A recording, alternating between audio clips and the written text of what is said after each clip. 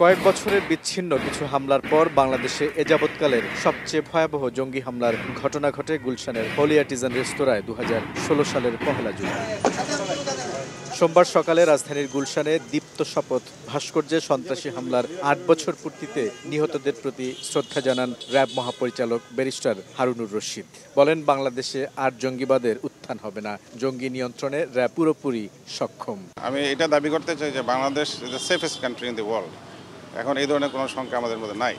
ভবিষ্যতে এই ধরনের কোনো উগ্র মৌলবাদ বা উগ্র জঙ্গিবাদ সন্ত্রাস কখনোই এই দেশে কখনোই মাথাচাড়া দিয়ে উঠতে পারবে না। নিহতদের প্রতি শ্রদ্ধা জানানো হয় বাংলাদেশ পুলিশ সার্ভিস অ্যাসোসিয়েশনের পক্ষ থেকে। পরে স্পেশাল ব্রাঞ্চ প্রধান মনিরুল ইসলাম বলেন, দেশে জঙ্গিবাদ পুরোপুরি নিয়ন্ত্রণে। তারা যেখানে সংগঠিত হওয়ার চেষ্টা করেছে সেখানেই আমরা ইন্টেলিজেন্স সংগ্রহ করে আগেই আমরা অভিযান চালিয়েছি। ফলে জঙ্গিবাদ বা সন্ত্রাসবাদ সেটি পুরোপুরি নিয়ন্ত্রণে ছিল এবং এখনও আছে। নগদের কাছে সব গ্রাহকই প্রিয়, তাই তো সারা দেশে ক্যাশ আউট চার্জ সবচেয়ে কম।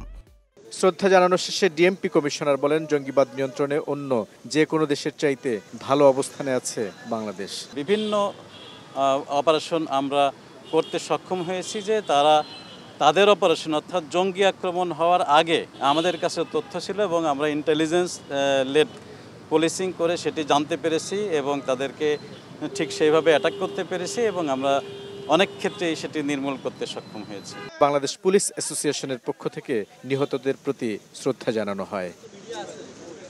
এদিকে হোলি আর্টিজান রেস্তোরাঁয় নিহতদের প্রতি শ্রদ্ধা জানিয়েছেন বাংলাদেশে নিযুক্ত ইতালি, জাপান, যুক্তরাষ্ট্রের রাষ্ট্রদূতরা। ভারতের হাই কমিশনার প্রণয় ভার্মাও সোমবার দুপুরে হোলি আর্টিজান ভবনের সামনে নির্মিত অস্থায়ী বেদিতে শ্রদ্ধা নিবেদন করেন।